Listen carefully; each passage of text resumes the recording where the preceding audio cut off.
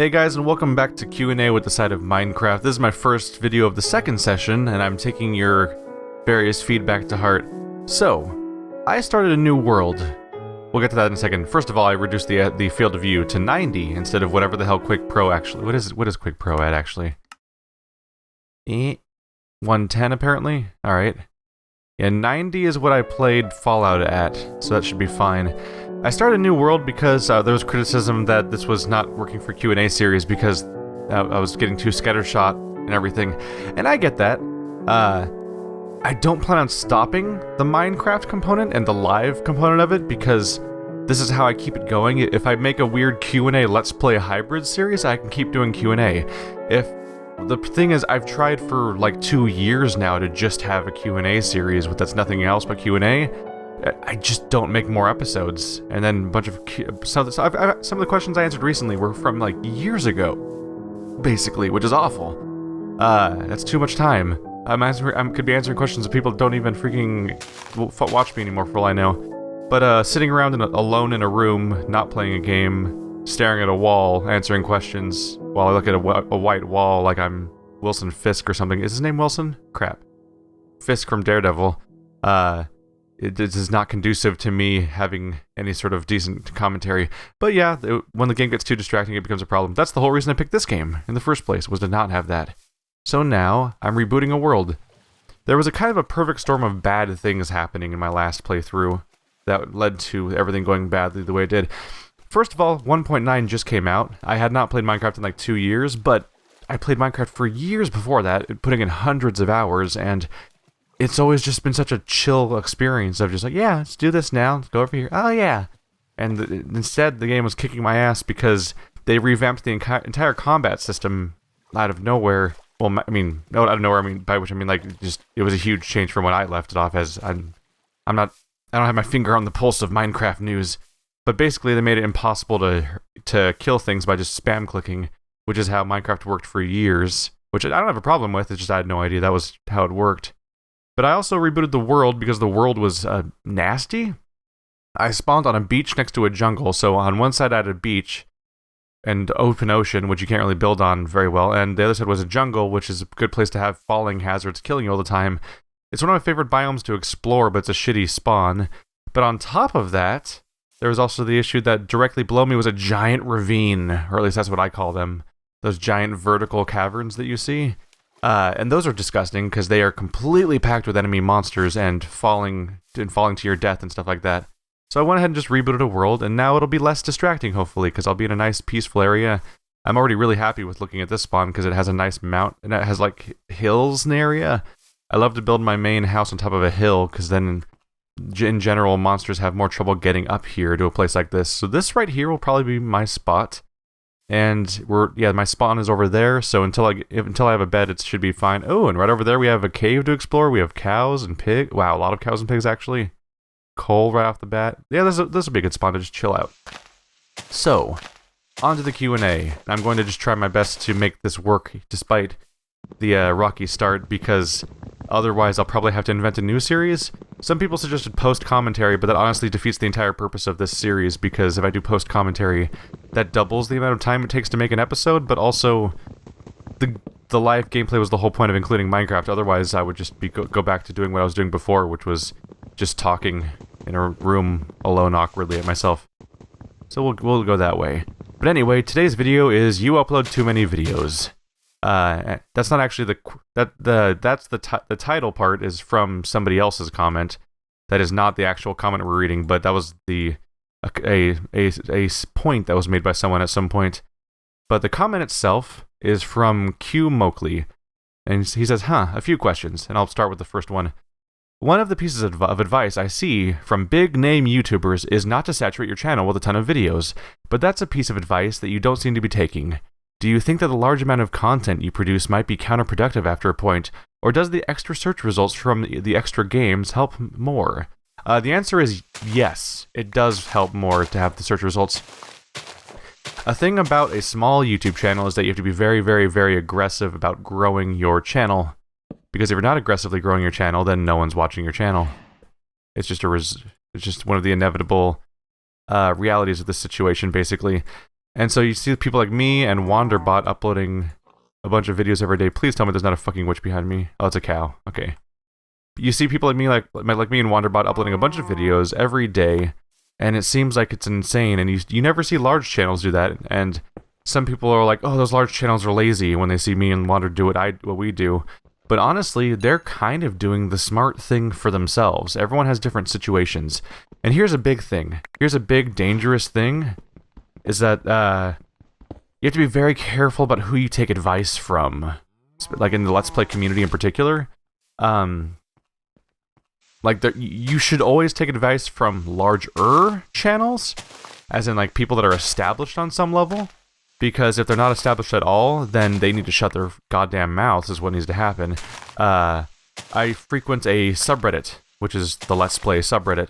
And one of my favorite things about that subreddit is that we have flair. Well, everything has flair on subreddits, but the flair that we have is that it shows the URL of individual people's YouTube channels. And that is so useful, because you can check your source, basically, on all of the advice you're getting, to see if they have any right to be giving advice, because a lot of people don't have any right giving the advice they do. A lot of people tell you how to run your channel when they have 50 subscribers, and I'm just like, dude, you have literally no experience. You're either regurgitating information you heard elsewhere or making shit up on the spot, and someone else is going to fall for thinking that you're an authority, and that is an actual problem, and you should feel bad for doing that, because you are actively becoming someone who spreads misinformation the same way that your idiot paranoid grandparents share scary medical headlines from fucking the Daily Mail or whatever the hell on Facebook, based on no experience, reported by some asshole who doesn't know how to read medical documents. And now it's just everyone has this common understanding of something that is wrong, but everyone thinks it now. It's like that type of information spreads the same way for Let's Plays, and it's a problem. So, like, looking up to big channels is good, but there's a limit, and there's a context for everything. See, the thing is, if you, like, big channels often know something about growing, but oftentimes, depending on how long ago they started, a lot of the video game channels that are around today started many, many years ago, when there was basically no competition. And a lot of the big channels also have completely different types of video content. So you have to look at when they started, you have to look at the type of video content they make, and, important, you have to look at what made them famous. Because a lot of them aren't famous for doing the thing that they do, or at least that's not what got them famous in the first place, and that's also very important. So I'll try to break this down a little bit. So, first of all, when they started is a big deal. Once upon a time, YouTube was a completely unsaturated location, where you could just crap out a video and so many people would see it, because there was not that many people making videos, but a rapidly growing audience, because the audience for YouTube is always rapidly growing, as far as I know. And so that led to a situation where actually one of the big confines here was that once upon a time it used to be harder to make video game content. You had to have a really good computer to record anything ever, if you're just recording PC games. And recording console games, once upon a time, was basically impossible, because you had to have really expensive hardware, actual hardware. And all these little kids and teenagers that are doing this right now either couldn't afford or even had no idea that stuff existed. And that was a big thing. Once upon a time, way back in like 2009 or something, I was uploading videos to this channel that was recorded via a Dazzle, which is a like $40 thing you could buy at a Best Buy that records video in, I don't know, 240p or 360p, like hilariously low resolution video. I need to go find myself some iron. Let's make some torches real quick. So it's problematic. There's some real shitty content you can make out there. But if you were able to make decent video content about a video game back then, like, that was immediately appealing to people, because people were already looking for it right off the bat. And if you could manage that, you got an audience fast. That's how you get people like Red vs. Blue, like, making waves. It's like, oh, look at these guys, they can record Halo. It's like, they made a video game, they made a movie inside of Halo? How'd they even make a Halo movie in the first place? That doesn't look like they pointed a camera at a television. How'd they make it look so good? That's amazing. And if you listen to like Rooster Teeth podcast back in the day that actually talked about some of that stuff, you'd be like, wow. It was fucking expensive to make stuff like Red vs. Blue. Like, getting that kind of hardware was hard. And making it all look proper and everything. and you get blown away by the productions of that stuff being as good as it is at that point. The sun is going down. I need to watch out for that. So that's the timing thing. Once upon a time, there was a lot of demand for video game content, but not a lot of production of it. So you'd get an audience practically for free to some extent. Not to say that anyone who's from back then is not good, but that they just they got in at the right time so that they didn't have to jump through a lot of the hoops that we have. It's a lot like having our parents' generation or our grandparents' generation talk to us about what it takes to get a job in the market when they're either retired or haven't had to find a job in like 20 or 30 years and have no idea how the modern society works or what it's like for the average person to have to deal with like student loans or literally starting life in debt and everything like that, and like how everything kind of sucks now for a lot of people, because they're like, oh yeah, you just work hard and you get a job, and it's like they're like, oh, I didn't even go to college and you went to college, so you should be set. And it's sort of like the daily life now. And so we get this reputation of teenagers, of the new generations all being lazy because people are having trouble finding jobs, but because people just don't understand that the rules have changed for how you be successful anymore because of growing population and declining economies and so on. But all the details aren't that important. The important thing is that variables change, so advice in a very fast-moving market, such as the rapidly changing situation of making money on YouTube goes, or growing a channel in general on YouTube goes, advice from people from a different era, and in this time scale, a different era could actually be 4 years ago, for example, as opposed to the generations I'm talking about, is kind of useless. It's not good advice, because they didn't have to grow an audience in the climate that you have to grow an audience in, so they don't know what it's like, and they can't really help you the way that they would love to think they can. Let's see. So you're supposed to swing at them. Supposed to attack like occasionally, because if you attack rapidly, you lose out. It looks like little hearts fall out of them now. Alright, I should have this just fine then, I think. But yeah, old advice from people that have been around forever, not useful. Good for them for getting what they got, but the rules change over time, so you need people that are relevant, people who have grown recently. But then comes the issue of video content type, because a lot of the people that you hear saying to only put out like 2 videos a day or something like that, or even less than that, are often people who make the most popular type of let's play type or video game content out there. A lot of gaming channels make did you know type channels where you're like, it's trivia, 10 things you didn't know about Oblivion's anus or whatever the hell. And then of course the people make highlight videos like, I got a face cam and I'm so wacky, lol lol lol lol. I have a funny catchphrase and a transition and my video's 8 minutes long and it's edited down from 3 hours of recording because it's a highlight video. And those people do what they want, fine. I'm in a Skype group with several people that do that kind of content, with or without individual elements. Sure, like varies from person to person. Some people may or may not have face cams, or may not be super base in their humor or whatever. But yeah, that whole subset exists. And yeah, if you make that kind of wacky video, you grow primarily by having your silly video get shared online on the subreddits and so on and so forth, or viral video, that whole concept. Because you make a really funny video that's super shareable and super trendy and relevant to the most modern of games. And it's basically designed to be shared on Facebook and Twitter and subreddits and everything. Because of lol, look how funny this video is. And it usually appeals to younger audiences, so those are usually the most toxic and awful comment sections and everything. But that's not the type of content I make. And I make long-form, full-size Let's Plays. And one of the big primary upsides of this kind of stuff is usually to actually play the game from front to back. Double that up with the fact that I've also gone through and decided, oh, I'm gonna do... This is a different wood type, god damn it.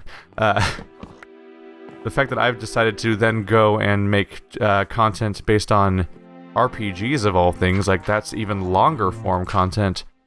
So it's not feasible for me, as someone that does Let's Play content for full playthroughs, to make only 1 or 2 videos a day, for example, because a game like The Witcher, even though I did 30 to 50-minute episodes, took 120 parts to complete.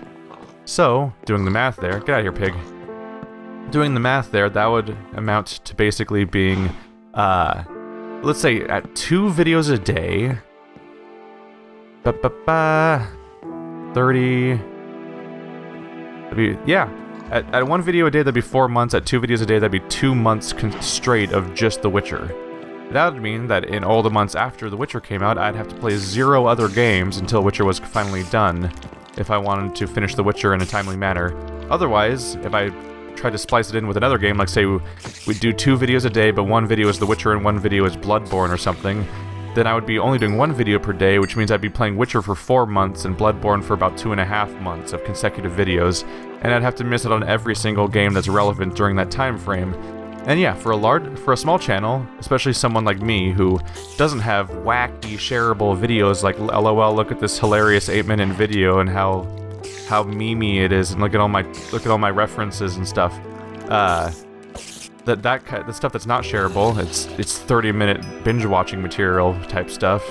The fact like that type of content needs to be, I grow entirely based on search results and suggested videos, and so that generally means that I need to play video games when they're brand new, or not at all from a growing standpoint. Like I could go play Dragon Age Origins right now, and I keep planning on eventually playing Dragon Age Origins, but when I do, it'll only be for my existing subscribers. It won't be for growing my channel, because no one will find my channel via that series.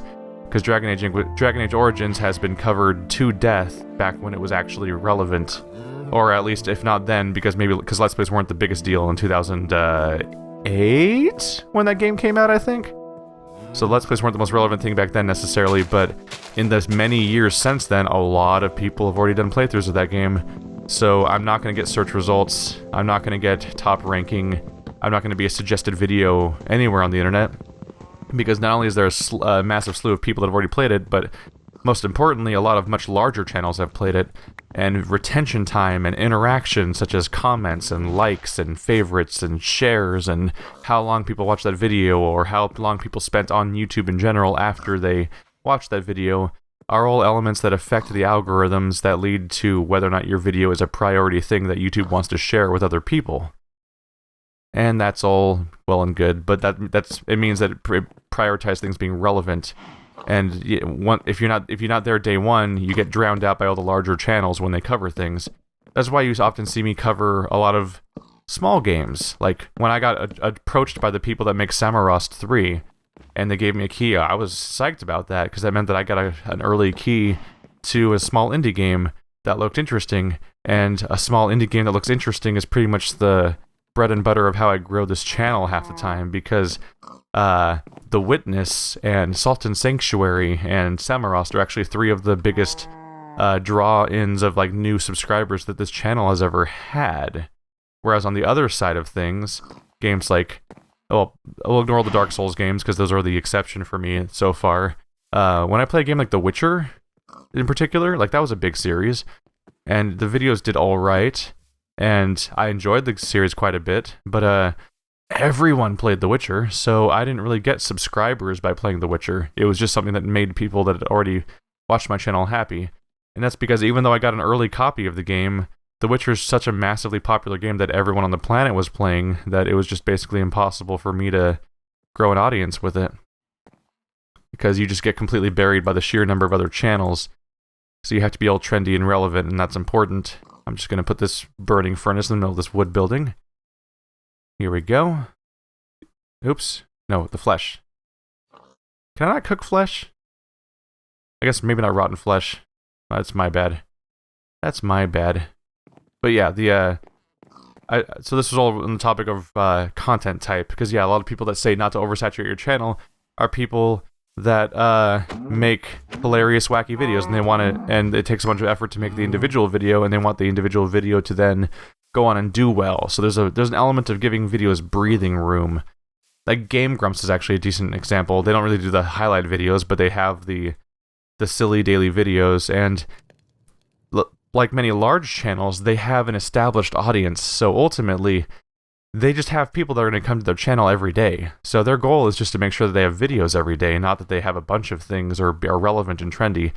They're usually playing incredibly irrelevant games, like hanging out and playing a Sonic game from 10 years ago, because if they play Sonic 06 or whatever, who cares? They can get a bunch of attention based on that, because their audience brings the views in already because they just already exist. That's why PewDiePie can literally make games from scratch. I mean, like, make an audience from a game from scratch, like by playing a game no one's ever heard of, and would never have heard of if not for him, because his audience is so huge, and it just demands content that as long as he's making the content, he's good. Which is all fine and good for him, but it makes anyone like him who gives advice, it makes their advice useless to people like me.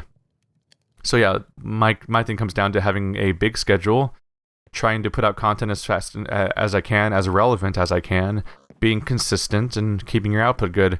And yeah, just you find very quickly if you're trying to finish games and be trendy, they start stacking up really fast. And you quickly find yourself making 6 videos a day, 7 videos a day or something. And a good example of that supports the sort of behavior for me is the fact that I know several other people who make similar kinds of content, and they make fewer videos per day, and guess what? They grow way more slowly than we do. And it tends to be because they either don't finish their games, which turns people away because they keep trying to seek the new game, or they can't start games when they can't start games on time because they're too busy trying to finish their other games, and they're unwilling to scale up their video production, which is reasonable. People should not fully commit to this kind of thing the way that I have, because your average person often just has other shit they have to do, frankly.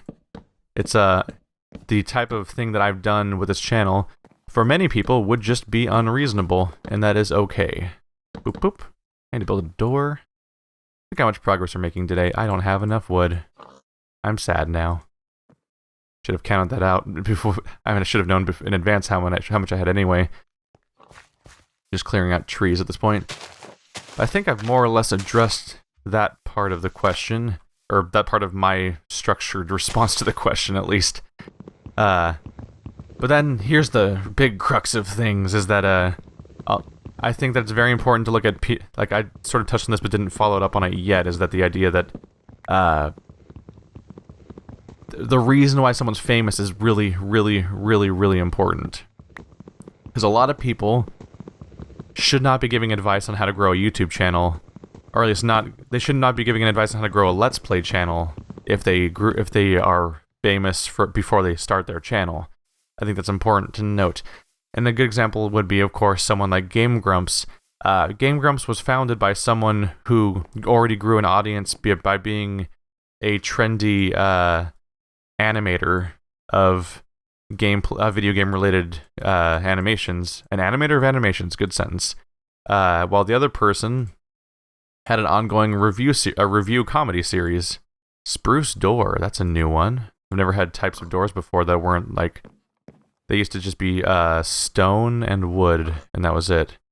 Anyway, but yeah, like Game Grumps was made by 2 people who were already famous on the internet, basically, which makes their if they have any feedback about how to grow a channel, it should be about how to grow that type of channel, not how to grow a Let's Play channel, because they never had to do that, really. And someone like Rooster Teeth. You might look at Achievement Hunter / Let's Play and be like, oh, I'll ask them how to grow a Let's Play channel. They don't know how to grow a Let's Play channel. Because the important thing to know is that once you have a certain size, all you have to do is kind of just maintain your output. Once your channel hits a certain size, you just have to keep making the type of content that people like already, and just be consistent, and you'll kind of just grow consistently from there. But the important element there is that Let's Play has an audience pre-built in because of Achievement Hunter, like their original thing. And Achievement Hunter themselves also had a pre-built audience because of Rooster Teeth. And Rooster Teeth started its audience by making Red vs. Blue, which literally revolutionized how to make online video game content. So yeah, it makes any feedback that someone like from Let's Play might have about how to grow a channel totally useless, because they ultimately have their popularity stemming from the fact that they come from a company that literally invented a genre of content type.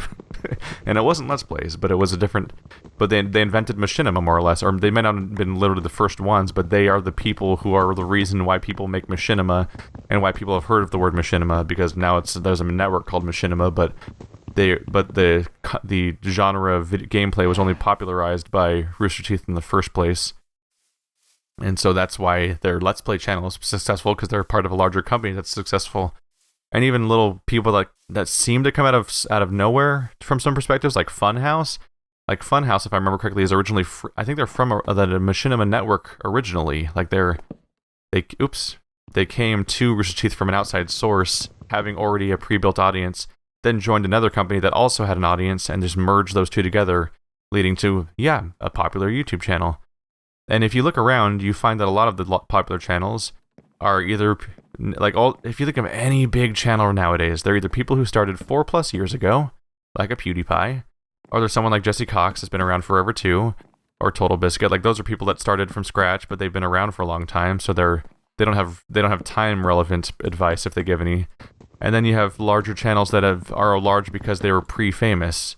And you might be surprised how many channels you think are famous for Let's Plays, but then you dig a little deeper and realize, oh, they originally had some kind of like daily vlog channel, or they had some kind of ongoing thing that used to be more trendy in the old version of YouTube, but like everyone made their gaming channel at some point, and they just pushed their audience over there, like your Toby Games and stuff like that.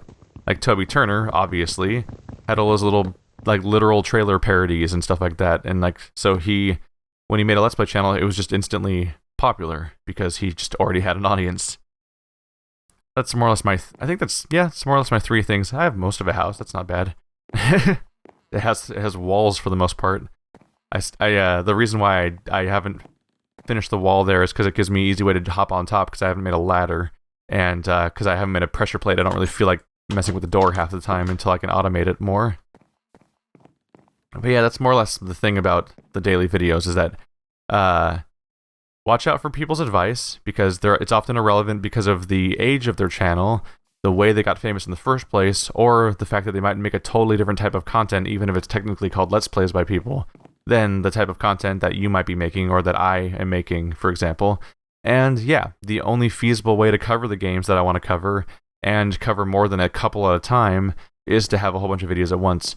And to pull back the curtain there on the numbers, because I hinted at them in the beginning but didn't really follow up on it, yes, I get a lot of views from search results and suggested videos. Not only is that how my audience grows, but it's actually still, and will probably always be, the majority of my views.